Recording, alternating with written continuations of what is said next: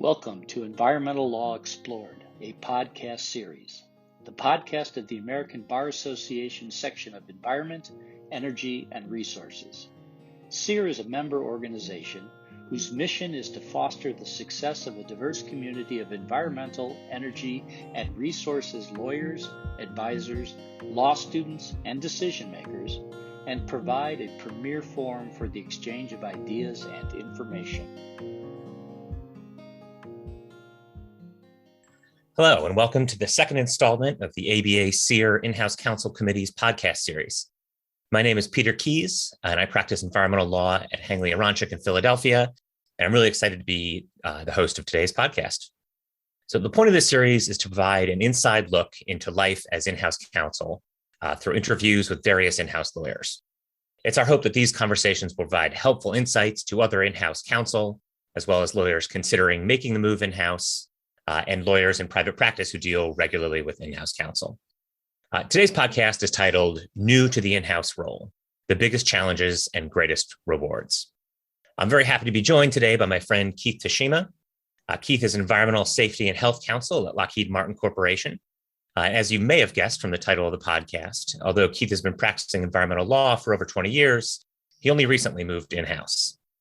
Last October, Keith left his job as a senior attorney in the environmental enforcement section of the Department of Justice, where he spent nearly 17 years. Before that, he was in private practice for about 3.5 years, in New York City, practicing toxic tort and environmental defense.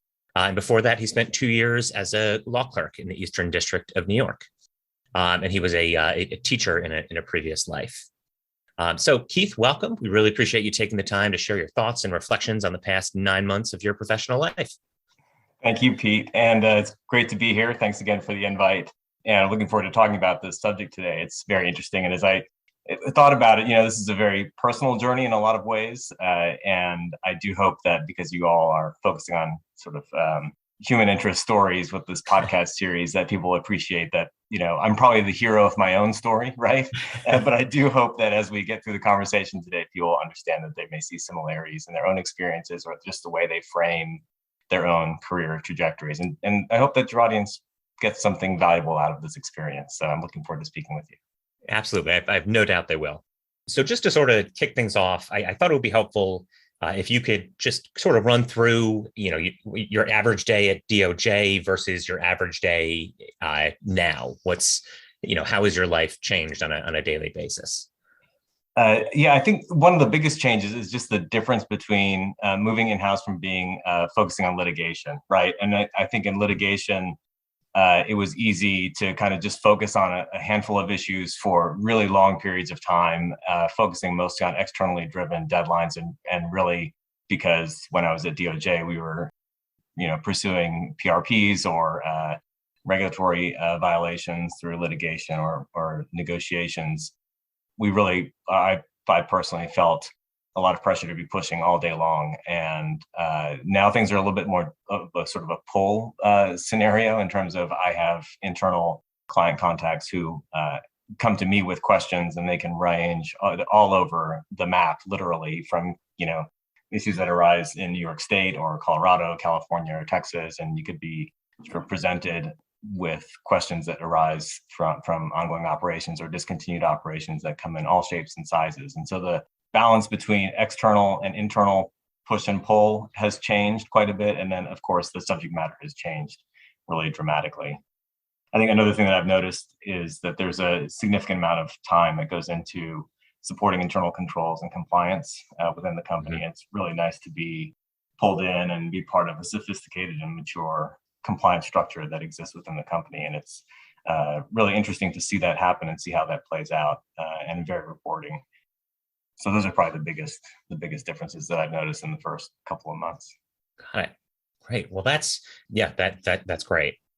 Now, thinking a little bit, we frame this in terms of challenges and rewards. I'm curious what you would sort of view as the most challenging thing that you've experienced from transitioning from DOJ to the in-house role. Yeah, so before I took on this job, I talked to a number of people I really trusted who had been part of my professional life over the years, and just called up old acquaintances and friends and people who as I said, I trust their advice and thoughts on it. And One of them, well, actually, a couple of people told me, look, you're really going to have to devote some time to learning the business. And when someone tells you you've got to learn the business, it's very easy to put it into a bucket to say, oh yeah, I've got to go learn the business. But it's such a deceptively simple phrase. What lurks behind that phrase of learning the business can be a little overwhelming sometimes. There's just a lot of just developing knowledge of the company's products and services, legacy programs, discontinued operations. I'm sort of an aerospace enthusiast. I've loved to keep an eye on what's going on in the industry generally, whether it's civilian or military applications. And so I have some awareness of the significant products like the F-35 and the F-16, Sikorsky helicopters, or the Orion spacecraft. But there are so many other products and services and layers to that and history that if you just say, well, you've got to learn the business, it's like, well, what part of that do I start with, right? There are just so many ways that question can be answered. The other pieces to that are obviously learning how teams work together and getting to know people in the company and who I've got to go to for things that don't necessarily fit within where you would expect, just sort of people who are the key go-to people on any given subject matter or question that I might have come up. And that's another aspect of just learning the business and learning, about the relationships and sensitivities and the soft information that goes beyond job titles and obvious job descriptions or responsibilities. And, another one opportunity that I've had, which has been a real pleasure to have, is to be a member of the Environmental Safety and Health Leadership Council. There's always an attorney from the ESH Legal Group who's assigned to that council. And that council brings together leadership from across the company's business areas in support of ESH-related initiatives and staying ahead of developing areas and dynamic areas and providing some strategic direction and oversight of the corporate ESH function. And that has been a very rewarding experience that's really facilitated my quote unquote learning the business part of it. It can be, as I said, just a ton of information, and learning how to filter that out and process it is a significant undertaking. But it's just been a really great opportunity to kind of come in and pick up that information as quickly as I can. Yeah, that sounds like a real crash course in learning the business. And I'm sure, as an environmental lawyer, you are no stranger to acronyms, but I'm sure that, just even, the language, of a company as large as Lockheed, there's a whole nother language you kind of need to learn as well. Right. I was frustrated as a government attorney to learn that the acronym NCP could mean multiple things. It's not just the contingency plan. It's also non-conformance penalties, and the same applies in the corporate world as well. I think in one of my first meetings, I sat down and had a list of acronyms open, and I was using it a lot during that meeting to try to understand it.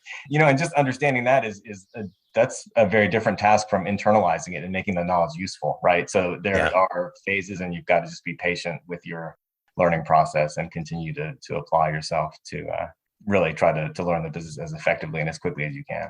Yeah. And you got to watch out. I don't know if there are any jokers who would throw a random acronym out there to try to made up one to try to throw you off. But so that's all really interesting. And I you said you did, not surprisingly, sort of a lot of research, and a lot of thinking and consulting with folks before you decided to make this move. I'm curious, is there something that stands out, in terms of a big challenge that wasn't really even on your radar going into this?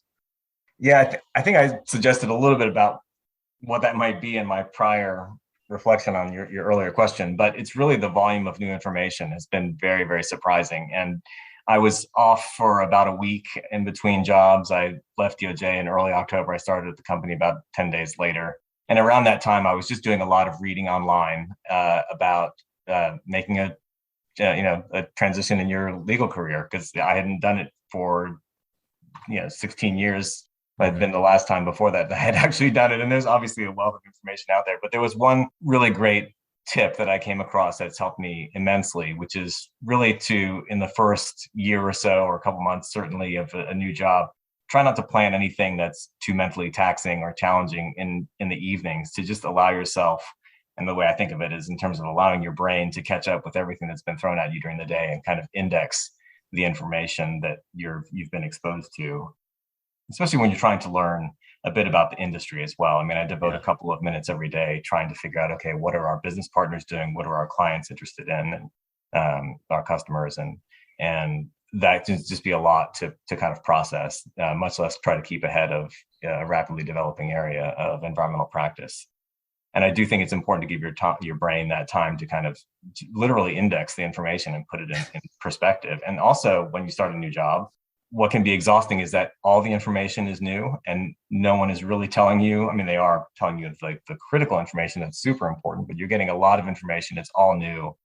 And it is hard to say, what is more important than others. It's all new, right? It's very hard to sort of say, okay, this is, I can put this off until later. I mean, obviously there's some obvious things that you can do, but just giving yourself that time to soak up and process that new information is really, I found it a very helpful tip to kind of follow, to try to give myself that time to reflect.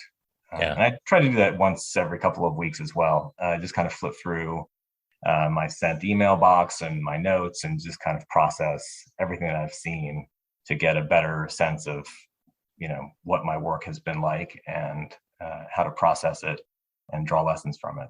So that's an important time for reflection. Absolutely. And do you feel like you've had, it sounds like you do, you've had that time available. It's not, you have to carve it out. Yeah, you have to create that time. It's been probably decades that I've done this in the past, and I have maybe not done that with much success recently, but I would try to leave Mondays pretty open to allow myself to set the tone for the week and control the schedule a little bit. And I would generally reserve Tuesdays and Wednesdays for phone calls and meetings and try to push them towards the middle of the week.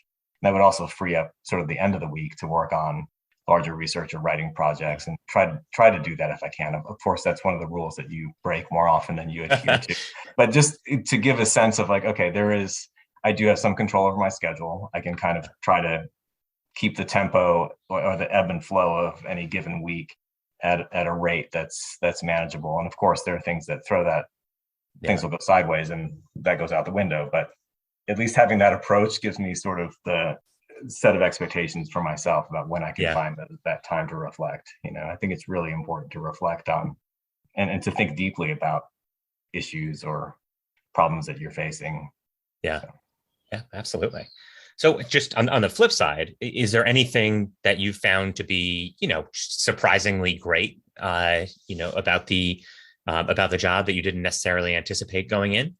I think one thing that caught me off guard was to see that the enthusiasm that I had for the job is reflected in the faces of my immediate family. I think my kids really grew up when I was at DOJ. Like, I started in 2005 and my son was born several months before we moved from New York to the DC area. And so they've only really known me as a litigator at DOJ. And, there are ways that, times when working for the government, you can head out and go to the ball games and watch the volleyball tournaments. And there are ways that you can be certainly physically present and your kids perceive you as being present in all capacities, but your mind is elsewhere. And I think that they're getting to know me as a different person and share my enthusiasm for this new job, that really caught me off guard. I didn't think that it mattered in that way. And it kind of, that was a real nice surprise. And I think they're happy for me, and that's great.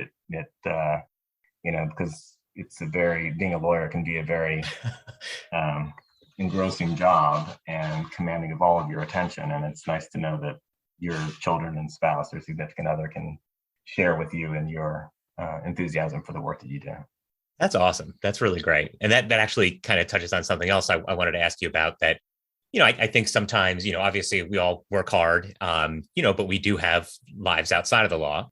And I was curious, how has, it sounds like it's been positive, but, in what ways has your life or quality of life or life outside the law changed, or, how has the transition impacted your non-work life? Yeah. So I work a 4-10 schedule. So Mondays through Thursdays, a 10-hour day. And I technically have Fridays off, but as you know, like when you're a lawyer, you work sometimes when it comes to you, right? And there's obviously are days when I wasn't expecting to be on, but I'm on. It happened to me yesterday when I had taken the afternoon off, and then I happened to check my phone and I saw that I had a phone call in 5 minutes, and I made it on time. So it worked out just fine.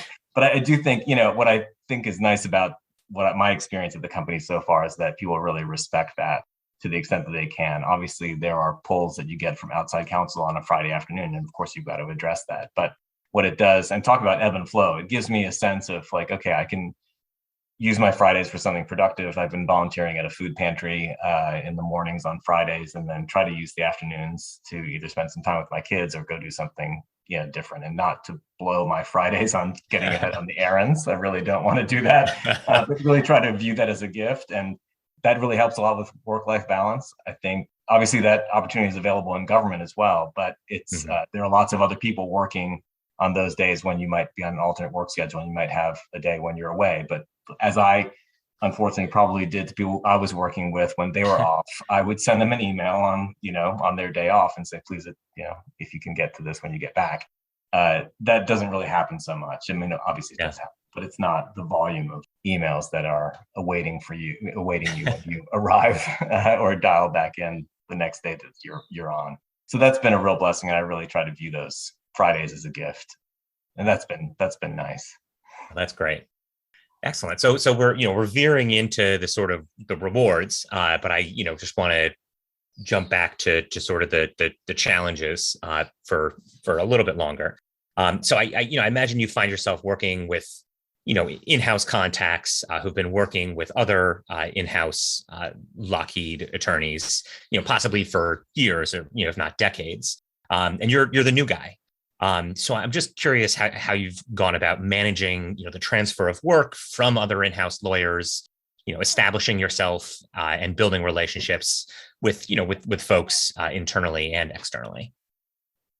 Yes, there were probably a couple of things that I did to prepare myself for that. I knew that there was going to be a significant transition. I'd always been curious about what it might be like to be an in-house attorney, both when I was in private practice and working with my client contacts in those on those matters. And then certainly when I was at the Department of Justice, I was, still curious to see, okay, how does the decision-making process really play out inside a company? So one of the things I did is I read most of Ben Heinemann's book, The Inside Counsel Revolution, which is a wonderful book about, it's not really so much a how-to book, but it's probably as close as you can get to just it's kind of setting up your expectations for what this job could be like, right? And contrasting it to the traditional model of what it had been. And he sets out this formula about establishing the attorney's role as being one of high performance with high integrity and sound risk management, and really elevating the role of the attorney in a different way than I think the traditional model did. And that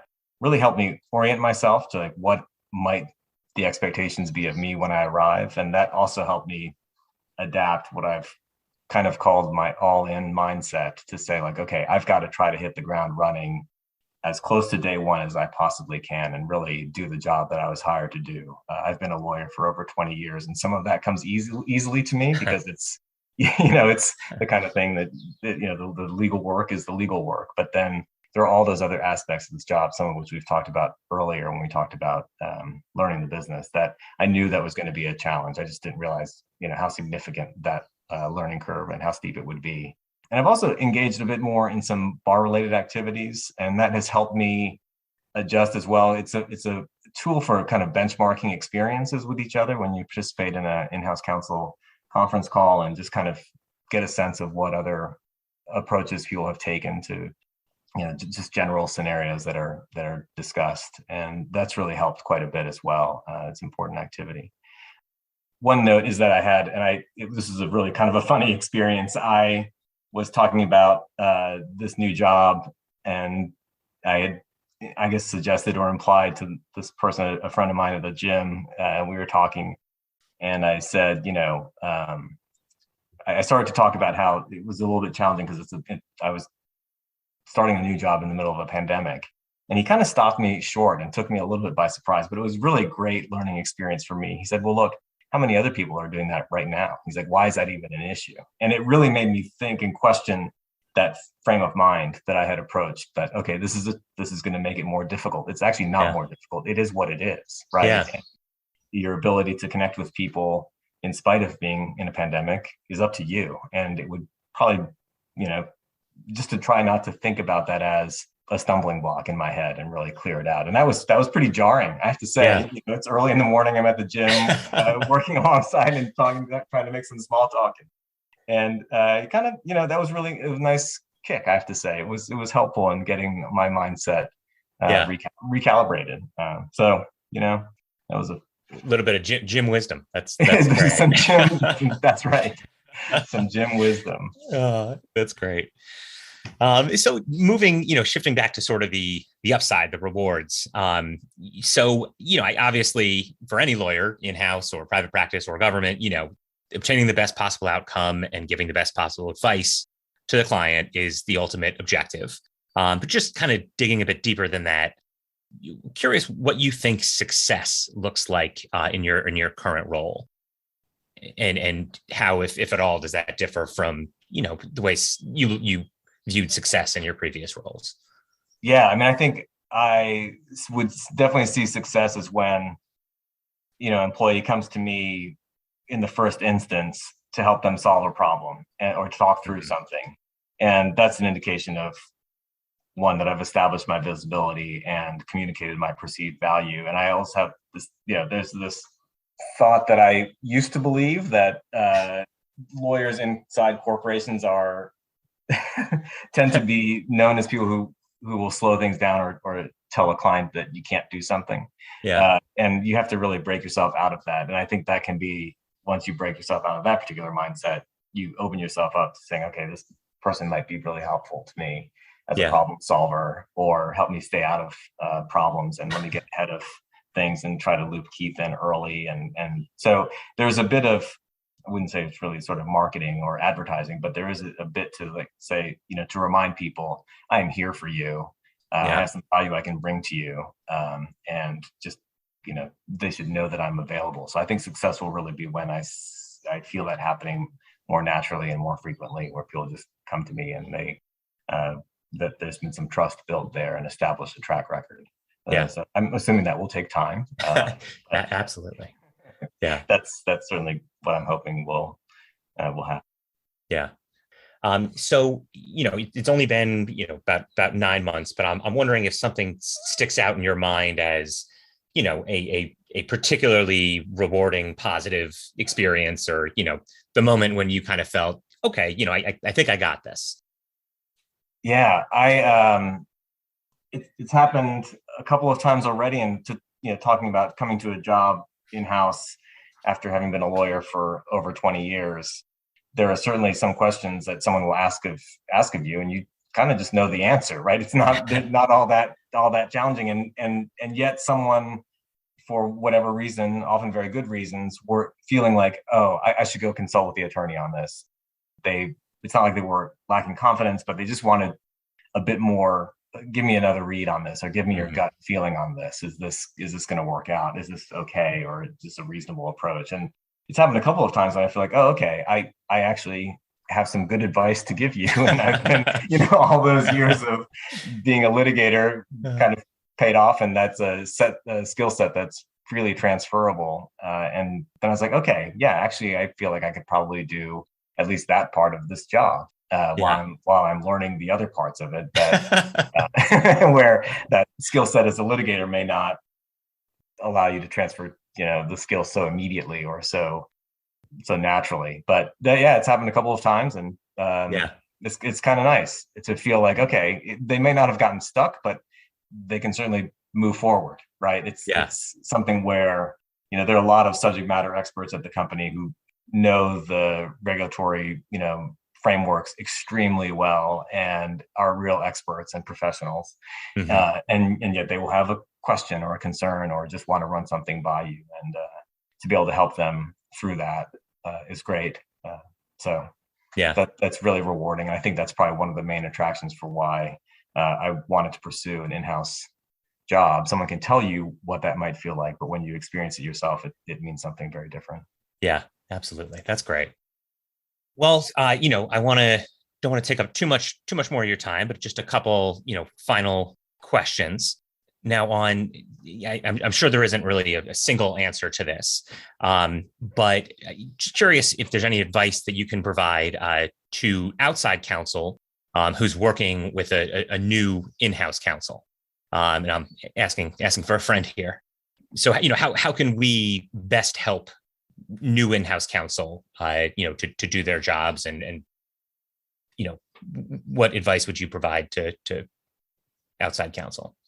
I think some of it's really easy, right? Like, just give me a deadline that where you'll need something before you can take the next step, and really work with me on that, because just as I may not be aware of all the other matters that you're working on and what pressures you're under, you won't know that of me either, and I may be pulled off onto something, and if I can anticipate and plan for it, that will really help, especially when I've got to report something up to someone, and you may not know that I've got an obligation to let someone else know, hey, we're gonna do such and such activity. Like, I may need a little bit of room there, and I'll really try to work with you on that. I think that's where other parts of that kind of give and take can really make it a two-way street, right? And that goes for feedback as well.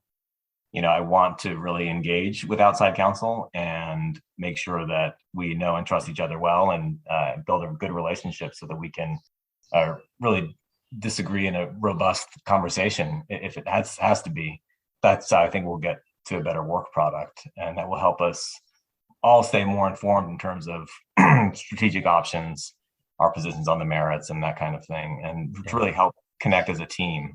Because I do think that time can open up opportunities and it can close opportunities, and that can control strategy if you're in a litigation matter or in a very lengthy negotiation. So it's important to really work early on in developing a relationship that starts with things as easy as, like, give me a deadline and let's really engage on the writing. And I do like to know who's doing the writing, who's pulling the laboring oar on a piece. I'll certainly see that if I am reviewing the bill when it comes in a month later. I'll know who worked on the brief, but it's really nice to know up front, who am I really giving some feedback to, and I like to know, has my feedback been helpful?